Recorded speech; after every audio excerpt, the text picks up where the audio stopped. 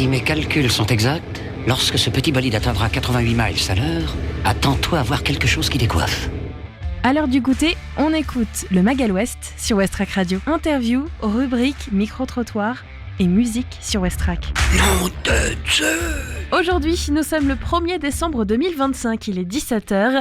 Bienvenue dans votre première édition de la semaine du Magal West. Cette semaine est un petit peu spéciale, déjà nous entamons le mois de décembre, mais surtout jeudi et vendredi, Westrack sera au festival Bar en Trance en partenariat avec l'équipe de la Ferrarock.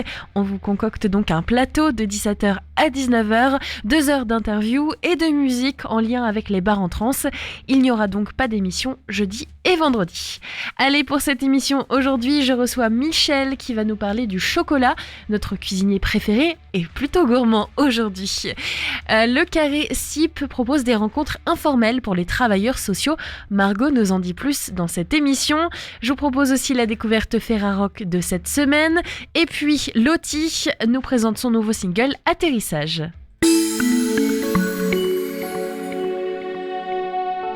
Ce lundi s'annonce assez pluvieux pour la suite de votre après-midi. Ciel couvert avec pluie faible. Le risque de pluie est quand même à 90%. On n'y risque donc pas d'y échapper. Actuellement, il fait 8 degrés, ressenti 2. Des rafales de vent qui se tournent vers le sud. Elles sont plutôt fortes, plus de 70 km/h. Ce soir, ciel couvert, pluie faible, risque de pluie 75%. Il fera 9 degrés, ressenti 2. Les rafales toujours vers le sud à plus de 75%. Cette nuit, ciel très nuageux à couvert avec pluie faible, risque de pluie fixé à 75%, il fera 8 degrés, ressenti 3, les rafales se tournent toujours vers le sud, mais cette fois-ci à près de 65 km/h. Pour votre journée de demain, mardi, il fera 7 degrés, ressenti 3, avec un ciel très nuageux. Les températures seront fraîches, notamment en raison du vent qui se tournera vers le sud-ouest à plus de 45 km/h. Demain, dans l'après-midi, quelques éclaircies et passages nuageux, parfois denses. Il y aura quand même un risque de pluie fixé à 70%, température 10, ressenti 8, le vent se tourne toujours vers le sud à plus de 50 km/h. Ce soir, ciel très nuageux avec de courtes éclaircies, il fera 8 degrés, ressenti 4, et dans la nuit, il fera 7, ressenti 4. Les infos locales sur Westrack. Le Flash.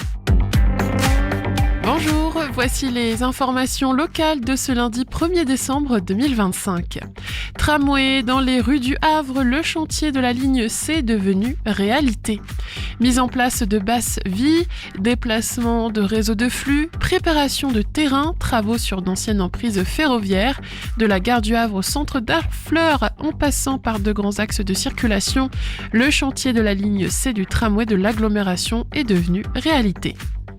Le Havre, pourquoi le bassin du commerce s'est-il illuminé de bleu ? Au Havre, dimanche 30 novembre, au soir, donc hier, la passerelle du bassin du commerce était illuminée de bleu. La ville du Havre s'est associée pour la première fois à un événement mondial annuel, Cities for Life, ville pour la vie, ville contre la peine de mort, à la demande du collectif du Havre contre la peine de mort. Fécamp, un déménagement du centre médico-social du Nant à l'hôpital renforcera le lien entre santé et social. Une convention signée par le département de la Seine-Maritime acte le transfert du centre médico-social Henri Dunant dans le centre hospitalier de Fécamp pour des locaux plus modernes à destination notamment de la protection maternelle et infantile. Ceux actuels sont aussi vétustes qu'inadaptés. Fécamp encore, réhabilitation des villas face au palais bénédictine, un fonds d'investissement lancé par Horizon AM.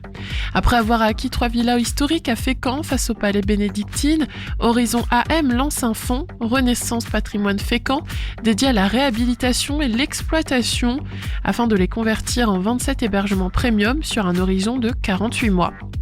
Chaussures aux pieds, lampes au front, Lillebonne marche pour le Téléthon.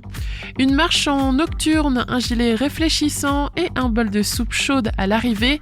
L'entente Amitié France-Allemagne de Lillebonne organise ce vendredi 5 décembre à 18h une rando-soupe solidaire au profit du Téléthon. Inscription le jour même à 17h30 à la salle Thiers. Merci de votre attention. Le journal se poursuit avec les actualités nationales et internationales. Bonsoir à toutes et tous. Bâtir une paix juste et durable pour les Ukrainiens et pour l'ensemble des Européens. Voilà l'ambition affichée par Emmanuel Macron. Le chef de l'État s'est exprimé à l'Elysée aux côtés du président ukrainien Volodymyr Zelensky, de nouveau en visite à Paris. Il évoque un moment décisif et assure vouloir peser sur les garanties de sécurité qui seront accordées à l'Ukraine en cas d'accord de paix. Emmanuel Macron l'assure aussi, l'Ukraine est la seule à pouvoir discuter des questions de territoire. Une rencontre alors que les négociations avancent aussi avec les États-Unis. La Russie indique recevoir demain l'émissaire américain de Donald Trump pour une rencontre avec Vladimir Poutine, le président russe.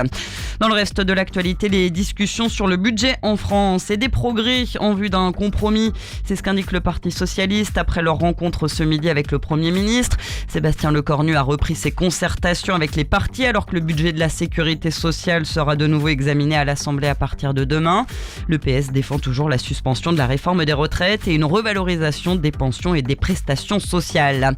Cédric Jubilard, déchu de son autorité parentale par la cour d'assises d'Albi. La cour qui l'a condamné à 30 ans de prison mi-octobre pour le meurtre de sa femme. Cette décision était une demande des avocats des deux enfants du couple. Âgés aujourd'hui de 6 et 11 ans, ils sont placés sous la tutelle de leur tante maternelle depuis la disparition de leur mère. Justice aux États-Unis avec le début de ce procès très attendu, celui de Luigi Mangione, ce jeune de 28 ans accusé d'avoir tué par balle le PDG d'une assurance santé. C'était il y a presque un an en pleine rue à New York et ce meurtre divise depuis le pays. Place d'abord à une audience préliminaire ce lundi pour l'accusé qui encourt la peine de mort. Enfin en basket, ce match à suivre pour l'équipe de France dans les éliminatoires de la Coupe du Monde 2027. 3 jours après le succès contre la Belgique, les Bleus affrontent la Finlande à Helsinki. Les Finlandais, eux, avaient perdu leur premier match contre la Hongrie. Pour cette semaine. Voilà pour ce point sur l'actualité. Bonne fin d'après-midi. Il se passe plein de choses au Havre en ce 1er décembre et notamment ce soir l'inauguration du calendrier de l'Avent. C'est à la fabrique Augustin Normand, c'est toute la soirée.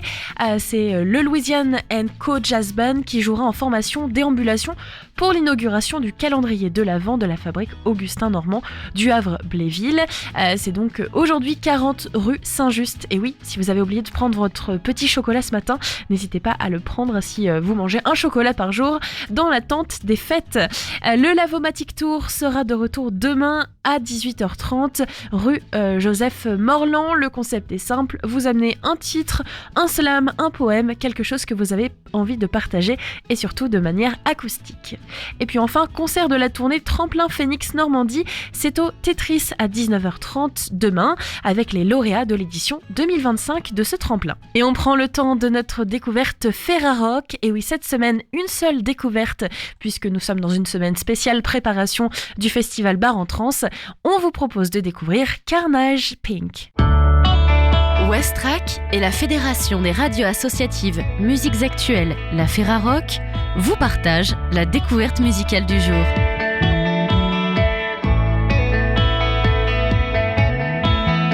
On parle beaucoup de musique, mais on oublie parfois qu'elle peut aussi se vivre. C'est exactement ce que rappelle Carnage Picnic, mis sous le projecteur cette semaine grâce à la découverte musicale Ferrarock. Le trio Manceau revendique une approche instinctive, presque viscérale, où l'écoute ne suffit plus, il faut ressentir, vibrer, se laisser heurter. Cette semaine, découvrez leur nouvel album Love Loving.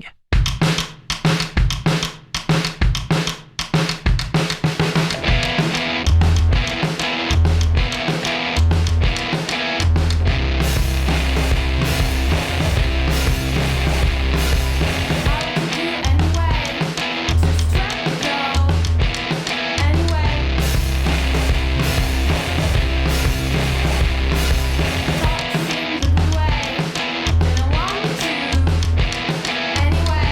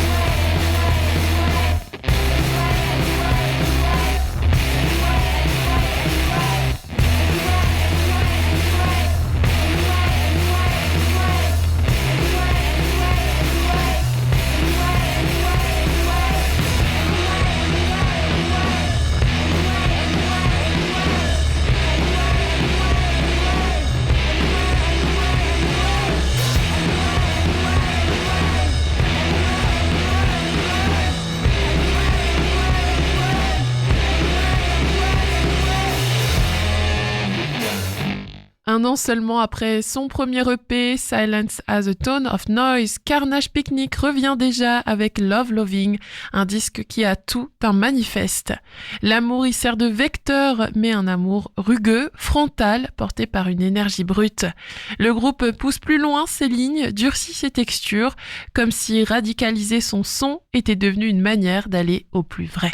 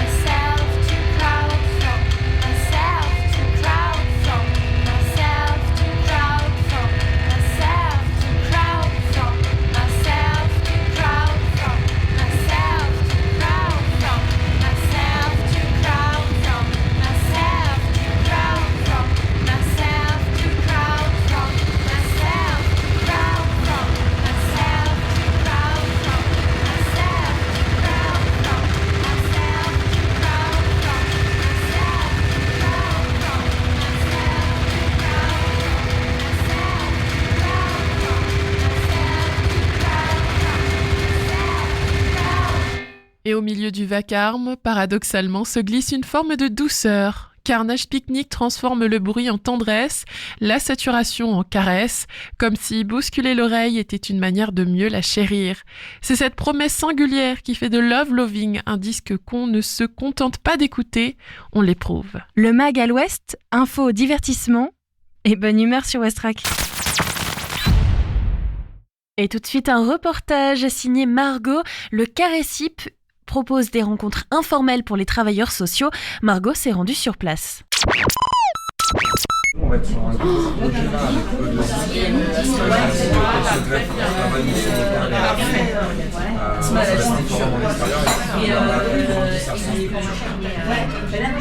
Aujourd'hui, Westrack vous emmène à l'hôtel Hilton, boulevard Clémenceau au Havre, qui accueille en cette fin d'après-midi le Carré CIP, une initiative de Fatou Koulibaly, elle-même CIP. Bonjour. Bonjour Margot. Avant de parler de l'événement dans lequel on se trouve en ce moment même, je voulais d'abord te poser la question, Fatou, qu'est-ce que c'est le métier de CIP ? Alors CIP, conseiller en insertion professionnelle, on accompagne toute personne dans leur projet professionnel. On élabore un plan d'action et la finalité, c'est qu'ils puissent entrer en emploi ou en formation. Le but, c'est vraiment de leur donner des pistes et des outils dans leur parcours professionnel. C'est un métier qui est essentiel. Vous accompagnez donc les personnes dans leur recherche d'emploi. On peut dire que c'est un peu aussi un métier de l'ombre. C'est un métier de l'ombre, c'est un métier qui est essentiel parce que voilà, ils ont besoin d'être accompagnés justement dans leur recherche d'emploi. Ils connaissent pas forcément les techniques de recherche d'emploi ou où chercher un emploi. Donc nous, on est là pour leur donner toutes ces informations. Et si on se trouve aujourd'hui ici à l'hôtel Hilton, c'est justement pour parler du Carré CIP, une initiative que tu as créée récemment. Est-ce que tu peux nous parler de ce projet ? Ce projet a été pensé par rapport à toutes les rencontres que j'ai pu faire dans ma carrière. J'ai rencontré plein de personnes qui souhaitaient se reconvertir dans ce domaine. J'ai accompagné des stagiaires et puis j'ai tout le réseau, donc les partenaires avec qui j'ai pu travailler.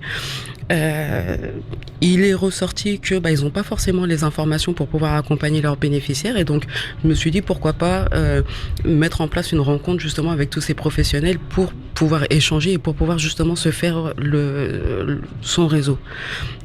L'idée, c'est vraiment d'échanger et d'identifier qui travaille dans quelle structure, qui est dans tel dispositif, quel dispositif est mis en place pour quel public. Et par la suite, si jamais on a besoin, on sait qu'on peut prendre contact avec ce professionnel. Qu'est-ce qui t'a donné envie de sauter le pas en fait et de créer cet événement ? Est-ce que c'était quelque chose qui s'est fait un peu comme ça ? C'est venu peut-être autour d'une table avec d'autres conseillers en insertion professionnelle ? Alors j'ai prospecté un peu quand voilà, j'accompagnais des stagiaires, je prospectais un peu à savoir est-ce que si ce genre de rencontre se faisait, est-ce que ce serait quelque chose qui serait intéressant pour eux. Et puis j'ai prospecté aussi les professionnels, toujours dans l'optique de comme tu connais pas, viens, je te fais rencontrer d'autres personnes et peut-être que tu pourrais avoir l'information. Mais vraiment avant de me lancer, et puis j'ai été poussée aussi à me lancer, c'était vraiment est-ce que ce projet allait prendre. Donc ce projet il est bien arrivé, ils l'ont bien accueilli et c'est comme ça je me suis lancée. Et comment ça se déroule donc ces moments d'échange? Déjà, il faut savoir que ce sont des rendez-vous qui ont lieu chaque mois à peu près. Comment ça se déroule? Combien de temps ça dure? De quoi on parle? Qu'est-ce qu'on y fait? Alors oui, on essaye de les mettre en place au moins une fois par mois parce que à chaque fois qu'on termine une réunion, il y a des postes qui sortent et puis les gens sont curieux, ils veulent savoir ce que c'est, donc on en remet une en place. Et le but de ces rencontres, c'est d'échanger sur des situations, c'est de faire un peu d'analyse de pratique, c'est aussi et surtout d'améliorer notre posture. Et avant tout, recueillir des informations qu'on puisse nous apporter et donner à nos bénéficiaires pour au mieux les accompagner. On est toujours dans cette optique. C'est vraiment une rencontre informelle. On est là, on prend un verre, on discute, on se rencontre, etc. Mais on est vraiment sur un moment informel. On parle pas forcément de situation à proprement dit. C'est vrai qu'on devrait mettre en place un ordre du jour, mais c'est vraiment en fonction de la situation, en fonction des événements, en fonction de ce qu'on a pu voir, hein. Alors, on a nos collègues, on a tous nos structures, on a tous nos collègues, mais parler d'une situation à d'autres personnes qui a un regard neuf, ça peut aussi nous apporter. Là, on peut l'entendre, il y a du monde qui s'installe un peu autour des tables. Ce sont les différents conseillers et conseillères en insertion professionnelle qui s'installent. Un des buts principaux, justement, du carré CIP, c'est de créer du lien entre les différents conseillers, comme tu l'as dit. C'est un métier qui peut être aussi très prenant, que ce soit au niveau horaire, mais aussi au niveau émotionnel. Ce lien, donc, qui va se créer entre les différents professionnels permet en quelque sorte de soutenir aussi dans tout ça, dans tout ce que vous traversez aussi dans votre profession. Exactement, on est un soutien, on essaye tous, parce qu'on est tous dans ce même corps de métier, donc on se soutient parce qu'on rencontre des personnes avec des situations parfois dures et compliquées. Moi, je suis une éponge et je suis capable de partir avec toutes ces émotions chez moi, donc et j'ai besoin justement de tous ces collègues. Parce qu'on est collègues, j'ai besoin de tous ces collègues justement pour apaiser et de dire non. J'ai besoin d'être rassuré aussi, de dire non. T'as bien fait les choses. Donc, et oui, je sais que je peux pas avoir la réponse là maintenant tout de suite, mais j'ai besoin d'évacuer. J'ai besoin d'évacuer avec quelqu'un qui ne soit pas avec moi tout le temps. J'ai besoin d'évacuer avec quelqu'un qui a un autre regard sur la situation. Et pour avoir vu des situations, ce métier, tu peux pas rester toute seule dans ton coin en fait. Tu me l'évoquais justement avant qu'on commence cette interview, par exemple notamment pour des questions de personnes qui ont besoin de régulariser leurs papiers, etc. C'est toujours bien d'avoir du contact, que ce soit à la Sécu, à la CAF, dans tous ces milieux-là, en fait, pour que ça facilite le dialogue, ça facilite aussi l'échange et que ça facilite aussi l'accès au travail à toutes ces personnes-là. Alors oui, comme je disais, j'ai besoin d'avoir du réseau pour au mieux accompagner donc mes bénéficiaires. Le but, c'est vraiment de comprendre qu'est-ce qui fait qu'aujourd'hui sa situation bloque. Je demande pas à avoir un contact pour débloquer la situation. J'ai besoin de comprendre où ça bloque pour justement pouvoir l'expliquer à la personne que j'accompagne, le rassurer, hein, et moi aussi me rassurer en disant ouais, ok, d'accord, c'est comme ça et on peut pas faire autrement, et puis ça va me permettre moi de contourner et de pouvoir accompagner autrement. Le carré CIP existe depuis septembre, il y a donc déjà eu plusieurs rendez-vous. Est-ce que tu as eu déjà des retours et toi, quel est ton ressenti par rapport à ça ? Alors oui, il existe depuis le mois de septembre. Effectivement, j'ai eu des retours et j'ai eu de bons retours, hein. Et j'avoue que à chaque fois, je me dis c'est la dernière, mais à chaque fois, on remet ça parce qu'encore une fois, le bouche à oreille, les gens entendent parler, les gens ont commencé à en parler aussi autour d'eux et puis. Ça me fait plaisir, ouais, ça me touche parce qu'encore une fois, je le fais, c'est pour eux, c'est leur moment à eux en fait. On n'est pas en mode réunion, on n'est pas là pour parler travail ou encore pour travailler après le boulot. On est vraiment là en mode détente. On se détend et puis on discute et puis on échange. Et s'il y a une situation qui vient sur la table, et on en débat tous ensemble. Je veux pas révolutionner le métier de CIP, mais c'est vraiment de le mettre en valeur et qu'ils aient tous les outils aussi à leur disposition. Ce que je voulais dire aussi, c'est que si à chaque fois tu as des retours très positifs, des gens qui disent on en veut encore, ça montre en fait qu'il y a un réel besoin en fait de faire ces moments d'échange là. J'espère qu'il y a un réel besoin et si je peux apporter la solution à ce besoin, en tout cas à mon niveau, c'est peut-être tout ce que je peux faire, c'est vraiment rassembler les gens, c'est vraiment que les gens repartent avec des infos et c'est vraiment que les gens puissent se faire leur réseau, leur propre réseau. Bonjour, alors je m'appelle Nathalie Pijard, je suis conseillère insertion professionnelle, référente pédagogique à Récif et je suis conseillère depuis plus de 20 ans. Alors cette rencontre, c'est un moment convivial, ça permet à tous de lâcher un peu prise, de passer un peu à autre chose, d'enlever un petit peu notre carcan professionnel, même si on est tous CIP et qu'on vient avec plus ou moins notre casquette, mais on se rend compte de façon détendu, ce qui nous permet de faire des rencontres, d'échanger des projets, se lâcher un petit peu. Voilà. Bonjour, moi c'est Gaëlle Caetano, je suis éducatrice spécialisée et à côté je suis conseillère mobilité au sein de Fodeno. Les personnes que l'on accompagne sont des êtres humains et on sait la complexité que cela apporte, surtout quand on rencontre des difficultés sociétales, et il est important entre nous d'avoir cette solidarité et de pouvoir échanger sur nos différentes pratiques, sur nos difficultés rencontrées, pourquoi pas. Et si j'ai bien compris, le concept également c'est de pouvoir se lâcher un petit peu, de pouvoir rire, d'avoir cet échappé qui est très important dans les travailleurs sociaux. Bonjour, je suis Marie-Hélène Famery, je suis travailleure sociale insertion pour le département de Seine-Maritime. En tant que CIP ou conseillère en économie sociale et familiale, etc., on n'a pas toujours le temps de rencontrer les collègues, d'échanger sur nos pratiques, et parce qu'on est tous la tête dans le guidon et on est surchargé souvent de travail. Et donc là, ça permet dans une ambiance conviviale, faite de respect, de pouvoir échanger. Bonjour, je m'appelle Merline. Actuellement, je fais ma formation de conseillère emploi en évolution professionnelle. Donc, j'ai rencontré Fatou qui, sur LinkedIn, qui m'a envoyé l'invitation et qui m'a donné l'opportunité de rencontrer d'autres professionnels, de pouvoir créer un réseau, de pouvoir... à ce moment-là aussi, je cherchais un stage, j'avais du mal à trouver. Et du coup, ça m'a donné aussi l'opportunité de pouvoir rentrer en contact directement avec les professionnels, qui m'a permis de créer un lien très fort avec eux. Ça m'a aussi donné des idées de comment je devrais vraiment me comporter sur le terrain, et ça a été très très bénéfique pour moi et instructif. Et enfin, pour conclure ce reportage, je voulais savoir quel message voudrais-tu faire passer pour inviter les CIP expérimentés ou bien encore en formation, bref, à ceux qui ne sont pas encore venus, à venir vous rejoindre à ces moments d'échange.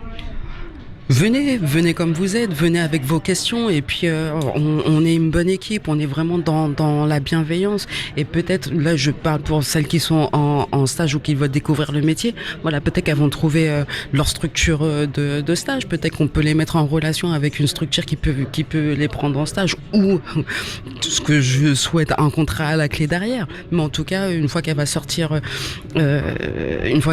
de sa formation, voilà, elle aura identifié les structures et les personnes à contacter. Et pour celles qui sont anciennes, pour les personnes qui sont dans le métier depuis déjà un bon moment, c'est toujours bien de voir que la relève aussi est là. Donc voilà, le mot de la fin c'est venez découvrir, venez échanger, venez réseauter, venez partager. Et là je vais te poser une question vraiment pratico-pratique. Si on veut venir justement, comment on fait ? Est-ce que il faut par exemple je sais pas, te suivre sur LinkedIn pour envoyer un message, savoir quand est-ce qu'est le prochain carré CIP, où est-ce qu'il va se dérouler, etc. Tu me suis sur LinkedIn, tu veux venir, tu viens, c'est ouvert à tout le monde. À partir du moment où tu accompagnes des personnes, tu veux des informations, tu viens nous voir. Tu cherches un stage, tu viens nous voir. Tu veux travailler dans ce domaine, tu viens nous voir. On essaye de mettre en place donc ces rencontres une fois par mois. L'année prochaine, je sais pas comment encore on va améliorer tout ça, mais tu passes par LinkedIn et tu me fais une demande de connexion, puis on discute simplement. Il n'y a pas de test à passer. Je ne mords pas et je suis assez sociable, je suis assez ouvert pour qu'on discute simplement. Il n'y a pas de souci. Eh bien, merci beaucoup Fatou. Bon, j'appelle ton LinkedIn si on veut te suivre et pouvoir avoir les informations pour les prochains carrés CIP. Donc c'est Fatou Koulibaly.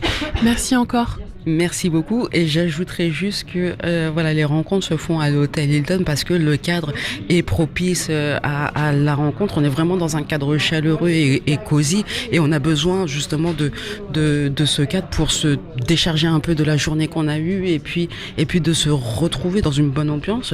Donc je vous invite tous à venir y faire un tour. Dans cette émission, Michel sera avec nous pour nous parler du chocolat et de ses recettes autour. Avant, on écoute Trier Stéro avec Rivière Olivier. C'est une nouveauté sur Westrack.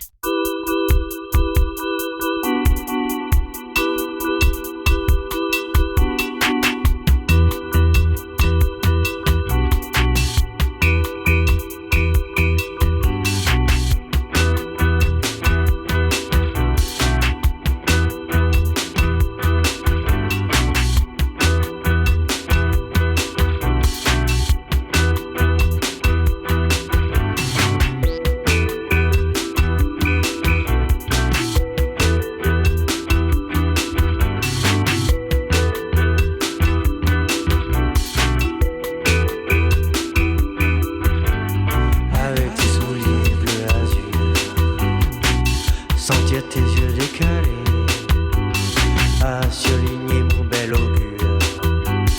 Je crois que manqué tu m'avais. Rivière, olivier, gorge alignée. Rivière, olivier, gorge alignée.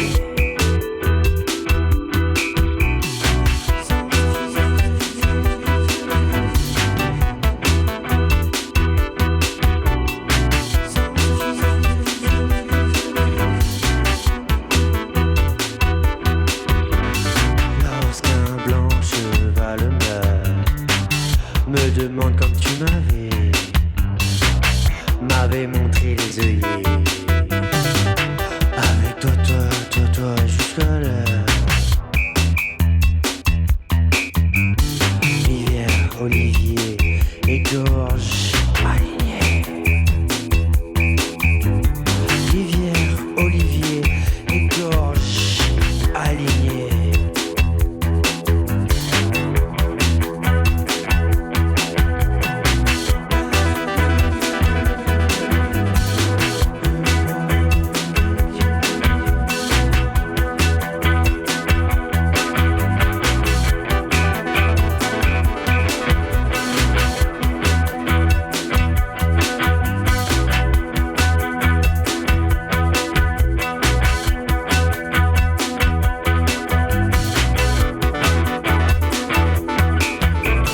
Tu sais quand les gelées.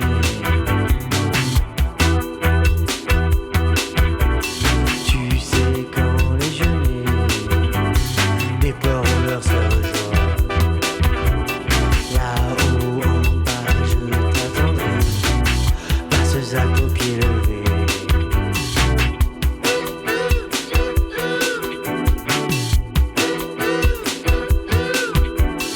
Rivière, olivier, gorge alignée. Rivière, olivier, gorge alignée.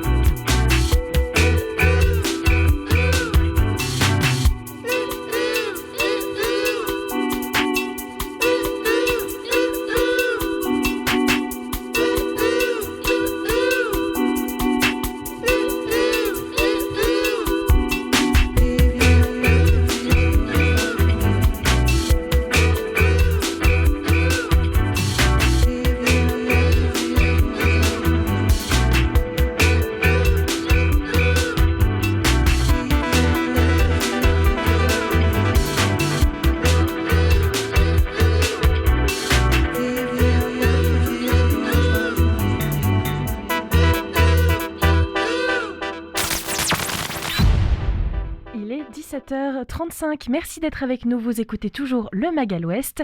Et en ce lundi, j'accueille bien sûr Michel avec nous dans le studio de retour. Bonjour Michel. Bonjour Lucie. Tu vas bien ?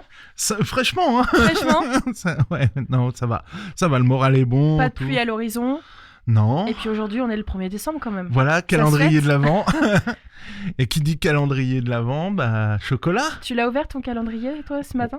Non, ça va être tout à l'heure parce que moi c'est du saucisson. Ah, c'est vrai ? Tu Ouais, fais pas je suis le pas calendrier très chocolat. traditionnel Non, je suis pas très chocolat, donc ouais, j'ai misé sur le sauciflard. C'est vrai que de plus en plus, il y a des calendriers qui se développent. On Ah, a il y a des tout, trucs de parfum, crème pour les mains, thé, bière. Il y a Oui. tout en fait, pour tous les goûts. Bière, saucisson, fromage. On peut aller chez des artisans, ouais, il y a des trucs sympas, franchement. Moi, j'aime bien. Saucisson, tu nous diras la semaine prochaine Ouais, ce que ça t'as va eu. se Je suis recocher curieuse. au poivre, aux noisettes. Je suis Voilà, curieuse. il y a des trucs Bon, rigolos. aujourd'hui, on parle pas de salé. Voilà. On parle de chocolat. Eh ben, si, on va peut-être parler un petit peu de salé quand même. Le chocolat, bah oui, on arrive. C'est l'événement de Pâques, c'est l'événement de Noël, les chocolats. J'arrête tout de suite. Oui, le prix du chocolat a explosé. Pourquoi ? Parce que la Côte d'Ivoire a été touchée par une pandémie un champignon, si je me rappelle, qui a éradiqué beaucoup de chocolatiers, l'arbre. Et la Côte d'Ivoire, c'est plus de 60, voire 80% de la production mondiale. Donc le prix du chocolat a explosé. On parle de x2, voire 4 pour certains crus. Le chocolat, que dire ? C'est une fève. Il y a différentes façons de le travailler déjà à travers le monde depuis sa découverte. C'est pour ça qu'on parle de chocolat français, de chocolat belge, de chocolat suisse, voire de chocolat anglais. C'est d'abord, ça ressemble beaucoup au café. On démarre sur une torréfaction de la fève. Qui peut être plus ou moins forte, donc ça va amener plus ou moins d'amertume sur le café. Ensuite, il y a tout un travail de ce qu'on appelle la conche, c'est le malaxage où on va broyer la fève. Il faut savoir qu'à ce stade, on n'a que 2 éléments, c'est pas encore du chocolat. C'est la conche, c'est que du beurre de cacao et du cacao. Alors le cacao, c'est ce qui donne l'amertume, et le beurre, comme ça l'indique, c'est ce côté gras. Et une fois qu'on rajoute du sucre, on a du chocolat. Alors chocolat, les premières références de la tablette à chocolat à croquer, c'est Made in France et à Bayonne. La boisson chocolatée, comme on l'entend aujourd'hui, c'est plutôt l'Italie. Parce qu'avant, c'était une sorte d'infusion de chocolat avec des herbes. Enfin, c'était pas super bon, quoi, mais c'était très à la mode. Ça, on est au Moyen-Âge, Renaissance, on va dire, à la Renaissance. 1492, Christophe Colomb découvre l'Amérique et après l'importation du chocolat à travers l'Italie, l'Espagne. Donc toutes ces boissons chocolatées à base d'eau, mais le chocolat au lait, c'est vraiment l'Italie. Après, la différence entre le chocolat français, belge, suisse. Alors, chocolat français, c'est facile, c'est vraiment ce que je viens d'expliquer. Cacao, beurre de cacao, sucre. Le chocolat suisse, on rajoute du lait. Chocolat belge, on peut rajouter de la crème, voire du beurre animal. Et les chocolats anglais se distinguent, c'est les fameux toffee. Je ne citerai pas la marque, mais c'est les chocolats avec du caramel. Donc là, on ramène un autre sucre bien différent. Après, chacun a son chocolat. Il y a eu pendant la guerre le faux chocolat allemand qui risque de revenir à cause du prix du chocolat. Donc on parle de faux chocolat. C'est un chocolat allemand parce qu'ils avaient expérimenté ça pendant 39-45 pendant la Grande Guerre. Fallait trouver un substitut. C'est pour ça que les Américains ont eu beaucoup de succès en débarquant avec des tablettes de chocolat pendant la Libération. Le chocolat, quoi d'autre ? Oui, après, c'est des teneurs en cacao. Alors là, c'est selon les goûts. La tablette de chocolat, généralement, on est autour de 25-30% de cacao. C'est ce qui donne le niveau d'amertume. Le record que j'ai vu, c'est 99% de cacao. Voilà, c'est que de l'amertume pleine bouche. C'est selon les goûts au niveau de l'amertume. Et on parle de crus de cacao. Alors, qu'est-ce que c'est les crus de cacao ? C'est selon l'origine du chocolat. Alors, comme je disais, Côte d'Ivoire, 60-80% de la production mondiale, mais il faut savoir qu'il y a l'Amérique du Sud, donc l'Uruguay, Colombie, pour citer dans les 2 plus gros. La spécificité de la France, parce qu'ils ont vu le vent venir, c'est que nos maîtres chocolatiers, donc c'est un titre comme des meilleurs ouvriers de France en chocolat, eux, ils ont été très malins, ils ont investi directement dans les territoires, dans les exploitations. Donc, ils achètent carrément l'exploitation en Uruguay et ils font venir directement les fèves. Et ils font tout le boulot eux-mêmes de A à Z. Donc, ils produisent leur matière première, ils maîtrisent la matière première du début jusqu'à la fin. Ça, c'est pour des questions de température, de torréfaction, température de conche, le taux de sucre, la qualité du sucre. Et donc, on est numéro 1 presque en France pour notre qualité de chocolat. On est reconnu à travers le monde. Maintenant, les choses plus drôles, qu'est-ce qu'on en fait de ce chocolat ? Alors voilà, tout ça explique le prix du chocolat. En gros, un chocolat d'Uruguay, c'est pas le même prix qu'un chocolat de Côte d'Ivoire. Faut se méfier des grandes marques aussi, c'est pas bien. Je vais me faire taper sur les doigts un de ces jours. Mais oui, regardez beaucoup la composition, le grammage, ce qui diminue les quantités. Pourquoi je voulais faire ça aussi, c'est que les calendriers de l'Avent, ouais, c'est rigolo, mais c'est super cher. Quand vous rapportez le prix du chocolat au kilo, vous atteignez des sommes astronomiques. Ouais. Alors c'est beaucoup On paye la l'emballage, marque, ouais, on paye la marque, Le on paye visuel. l'emballage, le visuel, voilà. Donc ça peut être intéressant, c'est un peu tard là, parce qu'on est déjà le premier, mais on peut faire au moins ces chocolats qu'on pourra proposer au moment du café Ouais. ou au moment du goûter Et à puis il y en a qui Noël. prennent leur chocolat le soir aussi, donc vous Voilà. pouvez encore le fabriquer. Et on peut le dire aussi, c'est important parce que l'emballage, c'est un carton qui va souvent finir à la poubelle Voilà. à la fin du mois. Donc pourquoi pas acheter les fameux calendriers, il y en a en bois par exemple, où il y a des petites Réutilisable. trappes. Chaque année, Voilà. on met nos bonbons, nos chocolats, puis ce qui est bien, c'est qu'on peut changer. Alors, On même peut changer, astuce, on n'est pas obligé de rester sur le format chocolat. si vous avez déjà un calendrier commercial, gardez l'emballage parce qu'il peut vous servir de moule pour faire vos chocolats l'année prochaine, parce qu'il coule directement le chocolat dans les plastiques. Donc et en plus vous pouvez monter de gamme du coup. Allez, petite recette quand même, des choses réconfortantes. Il fait bien froid. J'ai ramené la recette du vrai chocolat chaud maison. Pas de trucs en poudre, pas de saloperie. Pardon pour ma vulgarité. Là, je suis parti sur une recette pour 8 bonnes personnes. Ok. Donc 2 Gros litres, goûter. 2 litres de lait. Gros goûter chez mamie. 2 litres de lait, 2 tablettes de chocolat noir. Alors quand je parle de tablettes de chocolat, c'est minimum 200 grammes. Parce qu'il y a des 180 grammes. Enfin bon, ce que je disais tout à l'heure. Ce qu'on va faire, on va mettre notre lait, 2 litres de lait dans une casserole à feu doux. On cherche à le faire monter en température, mais pas faire bouillir. Donc voilà, quand ça commence à mousser légèrement, on arrête tout de suite. Pendant ce temps-là, on va casser nos tablettes de chocolat en petits morceaux pour que ça fonde plus vite. On rajoute on met notre lait tiède sur le chocolat, on remue jusqu'à temps qu'il soit complètement dissous. Là-dedans, on va rajouter 3 bonnes cuillères à soupe de crème fraîche épaisse. Voilà, c'est le truc light, j'annonce tout de suite. On continue de remuer jusqu'à temps que la crème disparaisse complètement, pas de grumeaux, rien du tout. Et là, on va y rajouter le sucre, 4 cuillères à soupe de sucre. On sucre plus ou moins selon ses goûts. Une petite pincée, un peu de vanille, ça c'est important, extrait de vanille ou de la vraie vanille dans le lait, il n'y a pas de souci. Si on aime ou on n'aime pas, une petite pincée de cannelle, voilà, ça c'est le petit plus, voilà. On mélange bien, on fait surtout pas bouillir une fois que le chocolat est dedans, sinon ça va faire des taches de gras, ça va être moche. Donc voilà, le vrai chocolat chaud.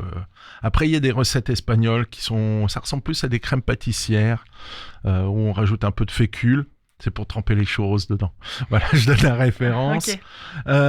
Cette petite recette très sympa. Si on a de la noisette à la maison, un petit fruit sec, réduit en poudre, mélangé dedans, et ça donne un petit côté rocher, chocolat, praliné. Voilà, je ne dis pas de marque, mais l'idée est là. J'ai ramené quand même la recette du cafetier, qui est beaucoup plus facile. 1 litre. Alors, vous multipliez par 2, mais sinon c'est 1 litre de lait. Tant pour moi, pour 2 personnes. 40 centilitres de lait, donc ça fait 2 fois 20. On est sur des bases de 20 centilitres. Dans une casserole, on va faire chauffer le lait. On va y rajouter quand même un petit peu de crème, 10 centilitres de crème, donc on est sur un 25 centilitres par personne. 20 grammes de sucre, là j'aime bien, c'est des pesées, moi les cuillères à soupe, ça me parle jamais. Et hors du feu, on va y rajouter du chocolat noir. Alors 60 grammes de chocolat noir, donc il y a très peu de chocolat sur cette version-là. Et on va y rajouter une bonne cuillère à soupe de cacao amer en poudre. Pareil, je ne citerai pas la marque.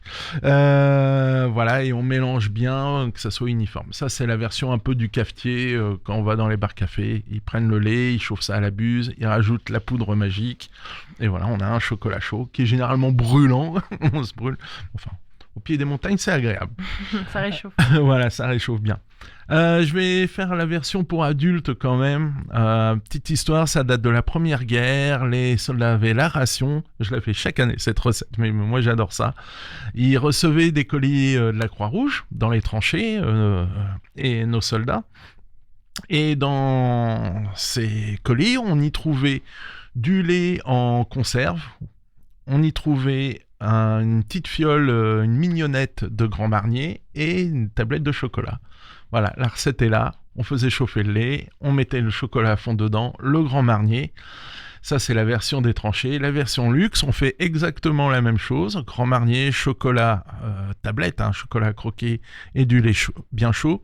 Et dessus, un petit nuage de chantilly avec un peu de chocolat en poudre. Et voilà, ça s'appelle un chocolat grognard. Ça aussi, c'est très revigorant. Ça change du vin chaud, on va dire, voilà, ou du cidre chaud. Maintenant, les petites choses à croquer autour de la table avec les copains. Alors, je suis parti d'une recette très facile, la première, la truffe au chocolat. Je sais que c'est basique, mais quand c'est fait maison, c'est quand même super agréable. Il va vous falloir, donc, évidemment, on va casser du chocolat en petits morceaux, à peu près 300 grammes. Là, c'est pour 20 personnes, je précise, ça fait beaucoup de truffes. Mais il vaut mieux en faire une grande quantité et partager. Voilà, on peut faire ça peut être un cadeau. On fait des petits ballotins de chocolat. Donc, on casse son chocolat dans un récipient. On va y ajouter du lait. Et on va faire fondre tout ça au bain-marie. Donc on est vraiment sur des températures douces. Il faut savoir que le chocolat est fragile, au-delà de 35-37 degrés, ça part en cacahuète, ça marbre, enfin ça devient une masse, ça masse, comme on dit techniquement. Donc on mélange tout doucement pour obtenir une pâte lisse. Alors il vous faut pour 300 grammes de chocolat, c'est une cuillère à soupe de lait, 4 centilitres de crème liquide, c'est vraiment très peu, c'est vraiment pour faire fondre le chocolat. On va y ajouter un peu de beurre en parcelle, 100 g de beurre. Oui, il y a beaucoup de beurre parce que ça doit se figer pour qu'on puisse le travailler après. On va y ajouter un peu de sucre, ça c'est selon vos goûts. Sucre glace, plus facile pour avoir quelque chose de plus homogène. Et on va verser dans cette pâte, ça fait une pâte de chocolat, ce qu'on appelle la ganache. C'est à partir du moment où on rajoute des ingrédients. Ah, et j'ai oublié 2 jaunes d'œufs. Ça aussi, c'est pour la liaison, pour que ça coagule bien. C'est un coagulant, l'œuf. Et cette pâte, on la garde 2 heures au frigo. Au bout de 2 heures, elle doit être encore malléable. Moi, pour que ça soit facile, l'astuce, c'est quand il est encore chaud, avant de le mettre au frigo, poche à pâtisserie, et on fait des bandes sur une feuille de cuisson qu'on met au frigo. Et du coup, on va se retrouver avec des bandes. Là, c'est maintenant le côté amusant. Alors, 2 écoles, cacao amer ou cacao sucré, ça c'est selon vos goûts. Moi, je préfère cacao amer, j'avoue. Non, mais on a l'amertume, mais après, on a le côté sucré qui vient derrière, qui efface... Mais te justifie pas, Michel, voilà. Chacun son école. Alors, après aussi, cacao, graines de sésame, on peut s'amuser, poudre de pistache, vu que la pistache est très en vogue en ce moment. Et donc, ouais, on est devant nos bandes de chocolat, on les coupe en petits morceaux, en petits cylindres. On essaie d'être homogène pour que les truffes soient toutes à peu près pareilles. Et là, il va falloir les bouler à la main. Alors, truc et astuce, là il en faut un, il faut à côté de vous un saladier avec des glaçons. Un, pour vous laver les mains et pour refroidir vos mains. Vos mains, comme le corps humain est à plus de 30 degrés, et donc le chocolat va fondre rapidement entre vos mains. Un peu d'huile aussi, ça marche pour pas que ça colle trop aux mains. Et donc vous faites vos boules et les petites boules, vous les mettez directement dans un saladier qui contient votre cacao. Et vous mélangez de temps en temps, histoire que ça soit uniforme, mais vous faites toutes les boules d'un coup. Et après, ouais, c'est bien si vous avez un tamis, de les passer au tamis pour récupérer juste vos truffes, parce que c'est fini. Alors, les truffes, on peut y rajouter de la vanille, de la cannelle, si on veut un peu plus côté Noël. On peut y rajouter aussi un peu de cherry à la cerise, un petit peu de cognac, un peu d'armagnac, voilà, juste pour rehausser, pour pèse le goût.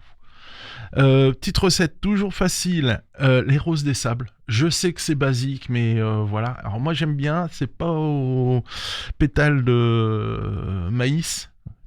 C'est compliqué quand on doit pas citer les marques.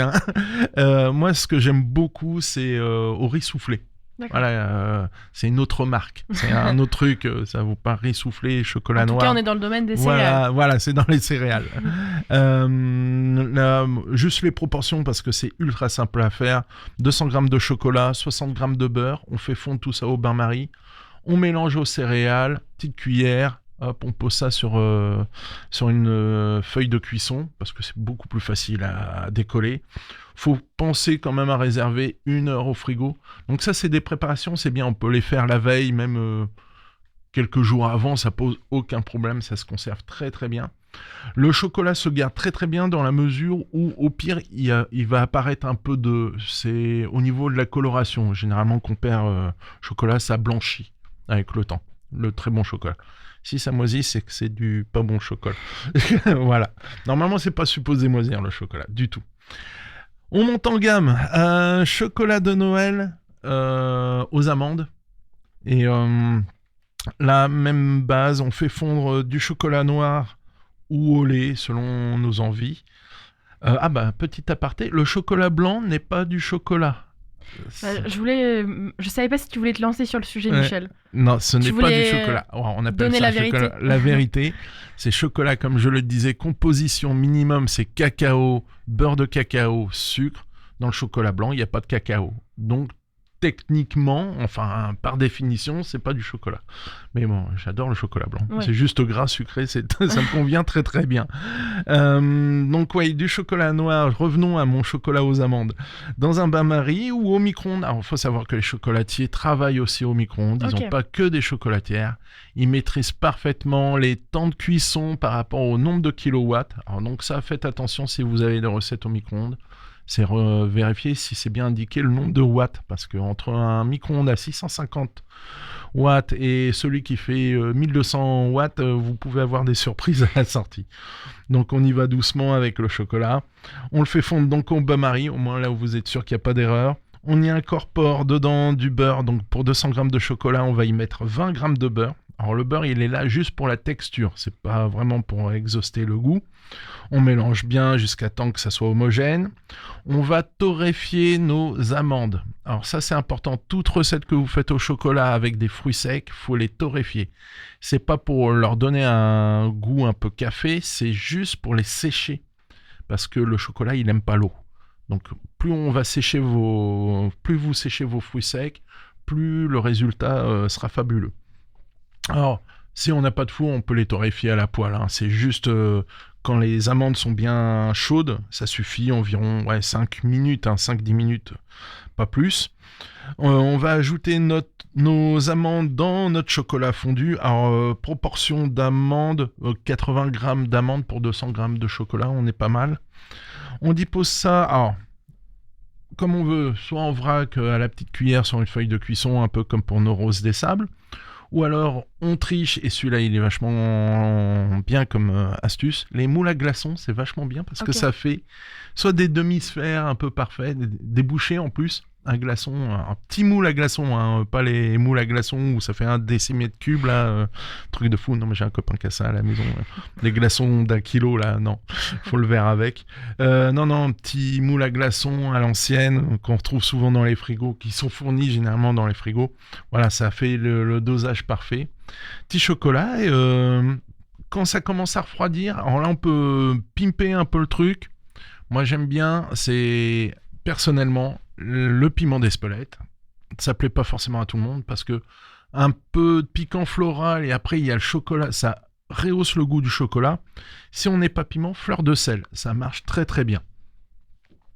À propos, voilà encore une autre aparté, pour les vrais amateurs de chocolat, donc généralement chocolat noir, si vous voulez vraiment faire une dégustation de chocolat, et je conseille ça surtout avec la mousse au chocolat façon grand-mère, voilà, le top c'est le pain.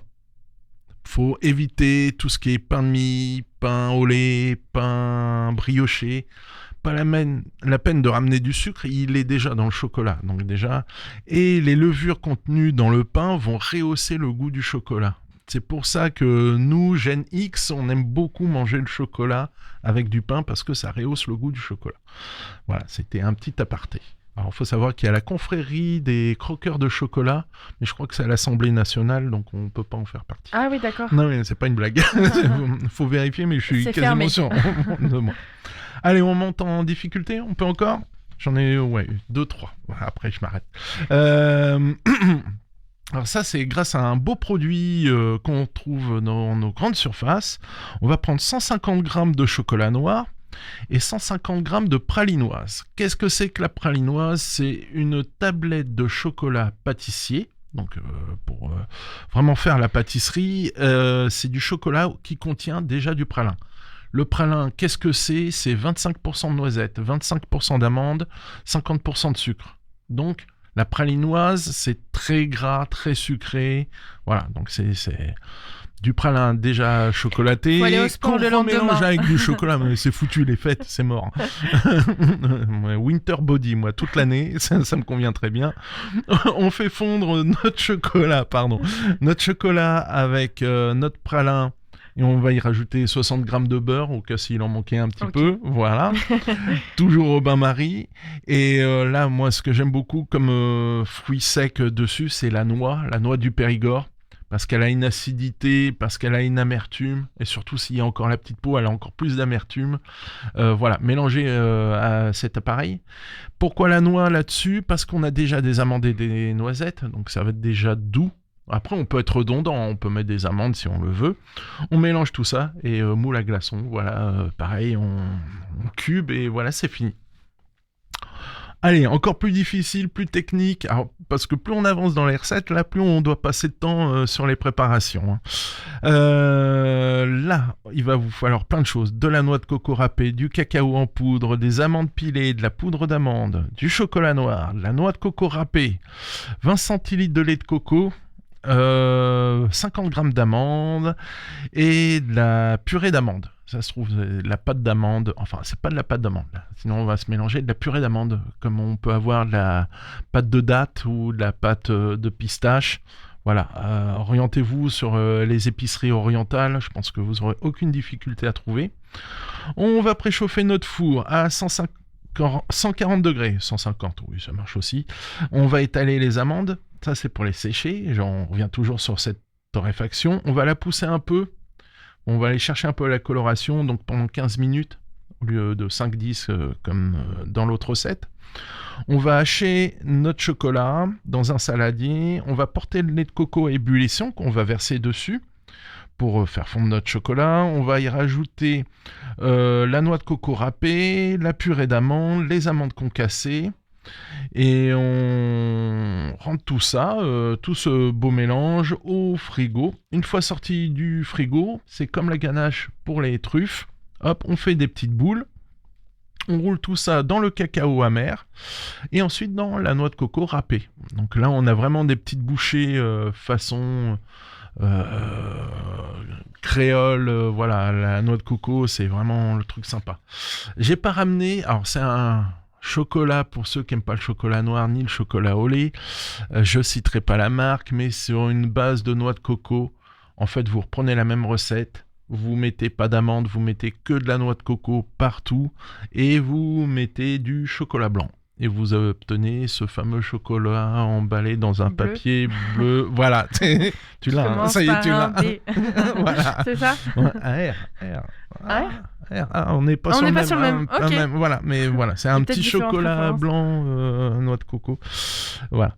Il y a un chanteur qui s'appelle Raphaël. Enfin voilà, si tu l'as maintenant. Alors celui-là, ouais, j'adore. Ça, c'est vraiment mon préf de préf. C'est le mal absolu pour moi. C'est je les boulotte j'en fais pour 20, mais je les mange tout seul. D'accord. 125 grammes de noisettes, 70 grammes, 80 grammes de chocolat noir, 70 grammes de sucre, 70 grammes de sucre glace, de fleur de sel, ça c'est toujours accessoire. Et non, j'ai dit des bêtises, 70 grammes de chocolat au lait au départ, et on va rajouter 170 grammes de chocolat noir. Ça fait pour 8-10 personnes, hein, grosso modo. On va préchauffer notre four. Pourquoi ? Pour torréfier encore une fois les noisettes. On les enfourne donc 10 minutes. On va verser du sucre dans la casserole. On va chauffer tout doux. Ça, c'est pour faire un petit caramel. Donc, quand c'est doré, là, on arrête. On verse les noisettes torréfiées encore chaudes dedans parce que ça adhère plus facilement aux noisettes. Une fois qu'elles sont bien enrobées, on dépose nos noisettes sur une feuille de cuisson. On les sépare bien et on laisse refroidir. Là, on a nos noisettes caramélisées. Ensuite, on va faire fondre notre chocolat au lait en morceaux, en bain-marie. Quand c'est bien fondu, on va rajouter nos noisettes qu'on aura mixées au préalable. c'est pas du pralin, mais presque. Hein. Faut pas forcer trop, sinon ça va faire du pralin. On va y rajouter les restes de noisettes non caramélisées. Enfin voilà, on sépare un petit peu dans le chocolat fondu. Le sucre glace, une petite pincée de fleur de sel. Ça, c'est pour rehausser le goût. Et ensuite, on avait 70 grammes de chocolat au départ. C'est là où c'est important. Là, on va prendre un moule à glaçons par défaut. Sinon, on peut prendre un moule FlexiPan. Voilà. On va faire fondre donc nos 70 grammes de chocolat. Et avec un pinceau, on va faire tout le tour de chaque moule, parce que c'est un moule, de chaque moule, pour créer une empreinte de moule de chocolat. Voilà, ça va faire une petite coque. Voilà, cherchez le terme. Là-dedans, on va mettre notre chocolat avec les noisettes. Ensuite, on remet le reste de chocolat sur le dessus. Et là, on va avoir vraiment des chocolats artisanaux, vraiment de maître chocolatier. Donc, la petite coque de chocolat noir. Et quand on croque, là, il y a ce chocolat moelleux. Voilà. Je vois les étoiles dans tes yeux, Michel. Ah ouais, c'est pas bien. C'est pas bien du tout. Que dire d'autre sur le chocolat? Il y a des très bons artisans au Havre.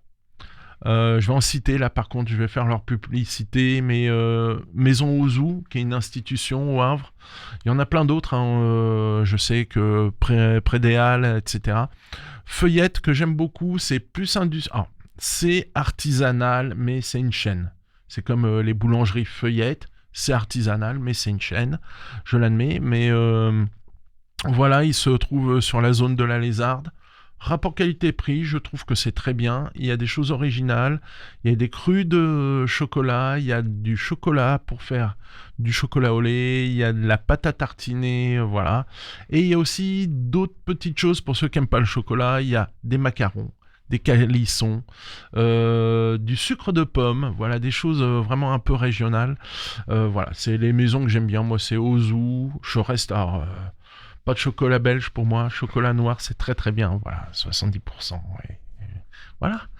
La prochaine fois, on continue ? Bah ouais. De quoi tu nous parles la prochaine fois, Michel ? Les autres friandises, pâte de fruits, pâte d'amande, voilà, qu'est-ce qu'on peut moi, ça me va, hein. On reste dans le sucré. Dans le les sucré, fêtes approchent, on va rester dans le sucré, oui. Ça m'évitera de faire le tour du foie gras. Bon, il y a celle de l'année dernière. Ouais, on peut voilà, retrouver en podcast. Et on se donne rendez-vous du coup la semaine prochaine à 17h30 dans le Magal Ouest. Et tu nous diras du coup ce que tu as eu dans ton calendrier parce que je suis curieuse de savoir. Promis. Moi, c'était un chocolat, voilà. Très basique. Pas trop de saucisson quand même. Mais pourquoi pas tester. Oh, si. Juste un autre truc, tu disais sucré-salé. Ouais, alors donc fleur de sel dans le chocolat, ça marche bien. Et une tuerie de Noël, si vous savez faire les macarons, vous faites des coques de macarons au chocolat. Et entre les deux coques, au lieu de mettre un truc fou, alors chocolat avec de l'amertume, 55-60% de cacao, ça serait bien pour les coques. Et au milieu, vous mettez un petit morceau de foie gras et vous servez ça à l'apéritif. Chocolat, foie gras, ouais, je vous promets que ça claque, c'est bien. Ça, voilà. C'est quoi le chocolat le plus amer que tu aies goûté ? 99%.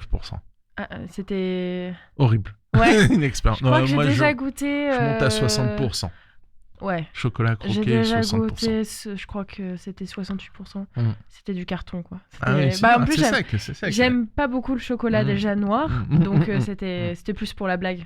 Ouais. 99%, ouais, ça doit être... Ah ouais, c'est de l'amertume. C'est très fin, c'est très croquant. Hein. Moins il y a de beurre de cacao, plus on a du croquant. Voilà, c'est inversement. Mais après, c'est le chocolat, c'est une question de goût. Chocolat au lait, chocolat blanc. Moi, chocolat noir. Tu trahis pas quand même. Merci d'être passé au micro, Michel. Merci, Lucie. À la semaine prochaine.